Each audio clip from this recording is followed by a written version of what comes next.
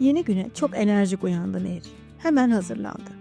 Babasının hazırladığı kahvaltıdan 2 lokma yedikten sonra işe doğru yola koyuldu. Şirkette güvenlik görevlilerinin kadın, asistanların ise erkek olduğunu görünce yine gülümsemeye başladı elinde olmadan.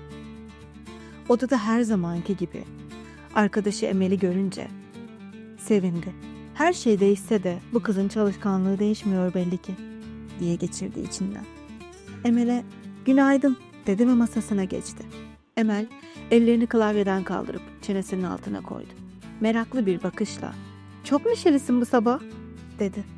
Nehir çok iyi uyudum ondandır diye cevap verdi arkadaşına.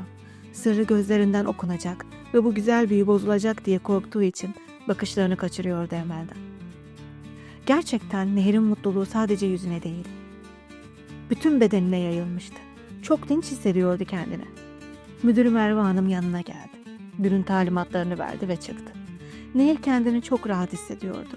Onu rahatsız eden hiçbir şey ve hiç kimse yoktu. Huzur içinde işlerini yaptı. Rahattı, konsantre olmuştu. Kız arkadaşları akşam dışarıda bir şeyler yapalım mı diye konuşuyorlardı aralarında. Nehir'e dönüp ne dersin dediklerinde Nehir artık istediğim zaman istediğim yere gidebilirim. Ben artık kız çocuğu gibi evin hapsinde değilim. Erkek çocuğu gibi özgürüm diye düşündü. Elinde olmadan yüksek sesle evet diye bağırdı. Kızlar şaşkın bakışlarla baktılar birbirlerine ve gülerek Nehir'in eğlence zamanı gelmiş dediler. Nehir de arkadaşlarıyla güldü. Ama içinde gülümsemeden çok daha fazlası vardı Nehir'in. İlk defa akşam dışarıya arkadaşlarıyla çıkacaktı. İstediği yere gidebilecek ve istediği gibi giyinebilecekti. Çok heyecanlıydı, sabırsızlanıyordu. Babasını aradı, akşam dışarıda olacağını söyledi. Babasından tamam kızım cevabını alınca heyecandan işlerini öyle hızlı yapıp bitirdi ki işten çıkmaya 1 saat kala öylece saate bakarak zamanın geçmesini beklemek zorunda kaldı. Akşam kızlar hep birlikte çıktılar. Kapısında güçlü kadın güvenlik görevlilerinin olduğu bir yere girdiler. Herkes eğleniyordu. İçerideki kalabalık içkinin verdiği rahatlıkla gürültülü müzikten zevk alarak dans ediyordu. Oturdular. Hepsi içecek bir şeyler söylediler. Nehir ne yapacağını bilmiyordu. Daha önce hiç alkol almamıştı. Ama diğerlerine uyum sağlamak istiyordu ve merak ediyordu. Biraz çekimsel bir halde bir bira söyledi. İlk yudumunu aldı. İyi, içerim ben bunu dedi. Hızlıca bitirdi birasını ve bir tane daha söyledi. Hiç içki içmemiş biri daha az alkolden bile daha çabuk etkileniyor galiba. Arkadaşlarının yanına girip kendini pistin ortasına attı. Çok mutlu hissediyordu. Başı dönüyordu ama yine de içinden dans etmek geliyordu. İlk defa uçmaya başlayan bir kuş gibiydi. Özgür hissediyordu. Sanki hiç yorulmuyordu. Sadece dans etmek istiyordu. Alkolün verdiği özgüven eklenince kime çarptığına ya da ne yaptığına aldırmadan bütün gece dans etti. Arkadaşları kendileri de sarhoş olduğu için onun bu heyecanlı ve şaşkın hallerini aldırmadılar. Bütün gece Nehir'in yaptıklarına kahkaha atarak eğlendiler. Nehir ertesi sabah yoğun bir baş ağrısıyla uyandı. Ama o kadar eğlenmişti ki umurunda değildi. Aslında pek bir şey hatırlamıyordu. Sadece çok güldüğünü ve eğlendiğini hatırlıyordu. Ama bu kadarını hatırlamak bile ayrıntıları önemsiz hale getiriyordu onun için. Artık her gece eğleneceğim, istediğim gibi eğleneceğim diye düşünüyordu.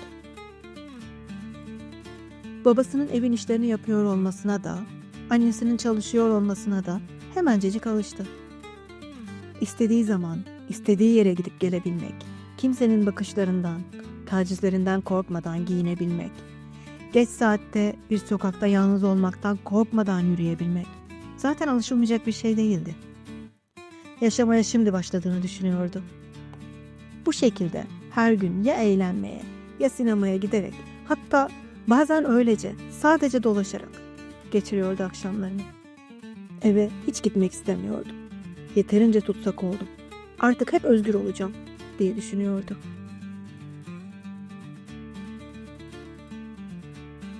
Hafta sonu dışarı çıkmak için hazırlandı. Arkadaşlarıyla eğlenceli bir akşam geçirmek istiyordu. Tam kapıdan çıkacağı sırada annesi seslendi. "Nehir, dışarı mı çıkıyorsun kızım?" diye sordu annesi. Nehir aceleci bir tavırla, "Evet anne, kızlarla eğleneceğiz," dedi. Annesi kızının kapıdaki elini tutup, "Tamam canım, ama dikkat et. Her akşam böyle eğlenmekle olmaz. Paranı boşa harcama, biriktir. İleride aile geçindireceksin sen," dedi. Gülümsedi. Nehir, "Ben mi geçindireceğim?" diye sordu. Şaşırmıştı. Bunu beklemiyordu. Annesi, "Kim geçindirecek başka? Kocan da çalışır belki ama çocuklar olunca onlara bakması gerekecek. Bu en çok senin görevin." "Yani eğlen tabii. Ama geleceğini de düşünerek demek istedim," dedi ve tekrar gülümsedi kızına. Nasihat ederek ebeveyn olarak görevini yaptığını düşünüyor olmanın verdiği rahatlamayla salona, televizyon başına geri döndü. Nehir kaşlarını çattı, hızlıca evden çıktı. Yürümeye başladı. Kafası takılmıştı. Bu büyük bir sorumluluk. Ya ben işsiz kalırsam, ya rahatsızlanır, çalışamazsam, ya da çalışırsam ama kazancım yetmezse ne yapacağım diye düşündü. Paniklemeye başlamıştı. "Ben bu sorumluluğu istemiyorum. Hayır, bu çok fazla stresli. Yani erkekler kadınlardan çok daha fazla özgür. Ama aslında ne kadınlar ne erkekler, yani hiçbir insan tam anlamıyla özgür değil mi? İki tarafın da uyması gereken başkalarının koyduğu kurallar var. Erkeksen cesur olup ev geçindirmekten, karına, çocuğuna bakmaktan, kadınsan susup çocuk doğurmaktan, ev işlerinden, kocana, çocuğuna bakmaktan sorumlusun. Bu çok saçma. Bir insanın bu sorumluluklara zorlanması çok saçma. Erkek de olsa çalışmak istemeyebilir. İşi sevmeyebilir. Ama erkek olduğu için herkes bunu yapmasını bekliyor. Kendi geçimini sağlaması gereken bir insan olduğu için değil. Ya da kadınsa o evde yaşayan, diğer erkeklerin aksine kendisi de o evde yaşayan bir insan olduğu için değil. Sadece kadın olduğu için evin temizliğinden sorumlu oluyor. Bunlar insanı hapseden, hayatı yaşamasını engelleyen, mantıklı bir açıklaması olamayacak normlar sadece. Halbuki kadın ya da erkek şartlara göre sorumluluklar paylaşılmalı diye düşündü. Yürürken hızlı ve öfkeli nefesler aldığını fark etti. Sakinleşmeye çalıştı. O sırada kızlarla buluşacakları kafeye geldiğini gördü. İçeri girdi ve her zamanki gibi sade filtre kahvesini söyledi. Bu kafeyi seviyordu. Sade ve sakin bir yerdi. Bohem tarzda seçilmiş avizeler, ahşap masa ve sandalyeler, her zaman sakinlik veren hafif müzikler bu kafeyi Nehir için özel kılıyordu. Arkadaşları tek tek gelmeye başladılar. Kahvelerini alıp Nehir'in yanına oturdular. Her zamanki sohbetlerini sürdürüyorlarken Aslı, eşiyle arasındaki sorunları anlatmaya başladı. "Her istediğini alıyorum. Yetmiyor adama," dedi. Kahvesinden bir yudum alıp içecekti. Gizli bir sırrı paylaşacakmış gibi masaya eğilip arkadaşlarına sessizce boşanmak istiyormuş. İki çocukla nereye gidecekse rahat batıyor herhalde. Delirtiyor beni. Hep dışarıdaymışım. Hiç yardım etmiyormuşum. Hep yalnızmış falan filan. Hep aynı saçmalıklar, dedi. Tekrar arkasına yaslandı. Bu kadar çalışıyor. Kendisi iş yerinde bana yardım ediyor mu? Nelere katlandığımı biliyor mu? Oturmuş bütün gün evde. Tek işi çocuklara bakmak. Bir de şikayet ediyor. Bıktırdı beni ya, dedi. Arkadaşlarından haklı olduğunun onayını bekliyordu. Emel anlayışlı bir tavırla, "Boş ver, takma kafana. Söylenir susar. Sen dönerken sevdiği bir pastadan alırsın, unutur," diyerek Aslı'yı sakinleştirmeye çalıştı. Nehir ne diyeceğini bilemedi.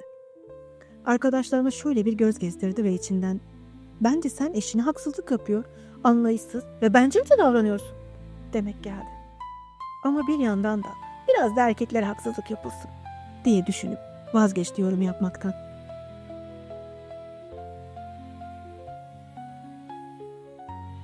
Aslı orta boylu, esmer bir kadındı.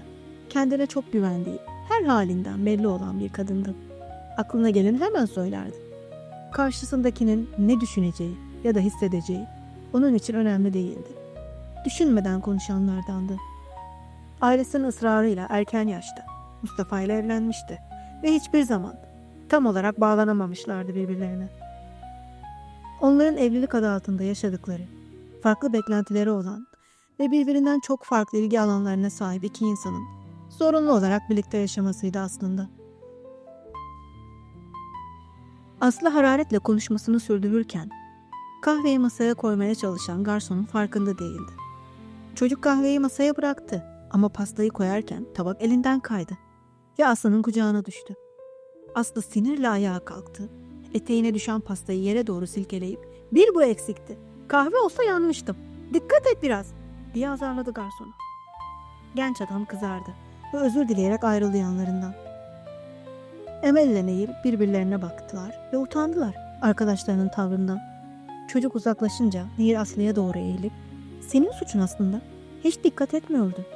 Çocuk nasıl bırakacağını şaşırdı zaten. "Bu kadar bağırmana da gerek yoktu. Bir şey olmadı sonuçta," dedi. Aslı da Nehir'e doğru eğildi ve gözlerini devirerek "Ama olabilirdi. Yanabilirdim. Dikkat etsin. İşini doğru yapsın," cevabını verdi. Nehir ise "Yanlış yapmadı zaten. Sen yapmasını zorlaştırdın," dedi. Aslı omuz silkerek "Aman canım, boş ver," dedi. Sandalyesine yaslandı tekrar. Nehir Emel'le göz göze gelince derin bir iç çekti ve uzatmasına gerek olmadığını düşündü. Çünkü belli ki anlayacak karakterde değildi Aslı. Boşuna kendini yormak olacaktı bu. O yüzden susup kahvesini içmeye devam etti.